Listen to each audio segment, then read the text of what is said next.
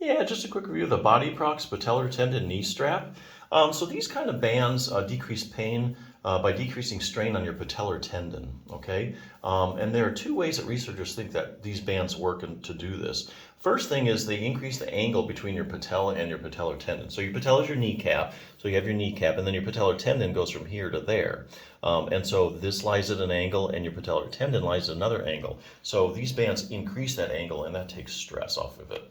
The other way is they think it decreases patellar tendon length. So that's according to the research how these things work. And a lot of research shows that they do help knee pain. So a few points about these particular bands. This is one size fits most, so you don't have to worry about getting them small, medium, or large. They're big enough and have enough room in them so they'll probably fit just about everybody. The other thing is that they have a real breathable material, which I like. So you're going to wear these probably when you're most active, like doing a sport, or if you're going to do a lot of, gardening or moving boxes. You're going to be really active, and especially in the summer months, you have a tendency to sweat, and so these bands can pick up the sweat, and after a while they can start to smell. So it's just good to start out with a highly breathable fabric. So yeah, a couple good points about that one. Other things you can do for your knee, I'm just getting this from Bulletproof Your Knee book. Your quadriceps muscle, make sure if you have any kind of knee problem, you're strengthening your quadriceps muscle. That's a big muscle on the top of your leg. Here's your kneecap, and it's a big muscle here made up of 4 different muscles. That's how they get the quad. What they're finding is that when people have knee problems, they also have problems with their quadriceps muscle. So this whole chapter, in fact, is just all the associations between if you have this problem, knee problem, then you probably have research has shown you have decreased quad strength. Or in some studies, you're even looking at CT scans, and the cross-sectional area is showing that it's actually smaller than normal. So you could have weaker and smaller than normal quadriceps muscle. So for instance, if you have like knee swelling in the quadriceps, this is interesting. Another study notes that even if you have as little as 20 milliliters of fluid in your knee, which is just over a tablespoon, it's enough to decrease the strength of your quadriceps muscle. So if you have chronic swelling, it takes its toll on your quads, just not as strong as it should be, and so you have less knee stability. Knee injuries in the quadriceps. So research has shown that if you've had, fractured your tibia, surgical opening, any surgery on your knee where they opened it up, likely that you have problems with your quadriceps strength. Ligament injuries, anterior cruciate ligament, also known as the ACL, posterior cruciate ligament, the PCL, medial collateral ligament. So for instance, they take people with like medial collateral ligament tears and they test the strength of their muscles around their knee, and they find it's really a selective problem. Just your quadriceps really just isn't as strong as it should be.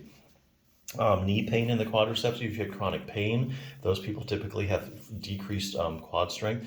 And here's an interesting one, knee arthritis in the quadriceps. So a lot of research showing that if you have knee arthritis, you probably have weak quads. But interestingly, there are randomized controlled trials showing that if you take people with knee arthritis and you strengthen just their quads, their knee pain gets a whole lot better.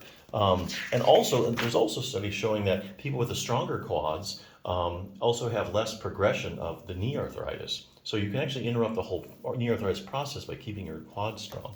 Patellofemoral pain syndrome. The list just goes on and on. It's kind of ridiculous. Make sure you strengthen your quads. Fine-tune control over your knee. Here they're talking about the hip muscle. So sometimes you can have a knee problem and your knee hurts, but the problem really isn't with your knee at all. It's with your hip muscles. So for instance, a classic case is like iliotibial syndrome. That's where you have so if they take a group of people with like iliotibial syndrome, research is showing they have weakness of their hip abductors. So the hip abductor, keeps your pelvis level as you're walking, taking the step, brings your leg out to the side.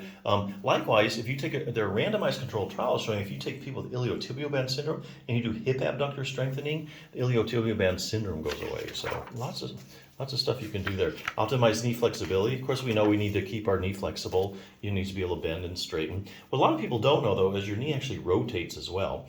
About the last 10 to 15 degrees of you straightening your knee laterally rotates out to the side. So that's in this little test here to show you if you've got that accessory motion, which you need to have a fully functioning knee. So just other things you can work on. Here's the last thing you can think about is increasing dynamic knee stability. So here they're talking about proprioception.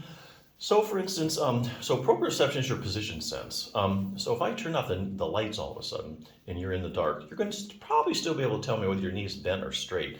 And that's because your proprioception, your little receptors in the joint and the soft tissue around the knee, and give your brain constant feedback as to where your knee is in space. And so that's how you know where your knee is. Now, what they're finding is when they do researchers look at people with various knee problems, they have decreased proprioception. It's just not really what it should be. And there's exercise you can actually do to really improve that.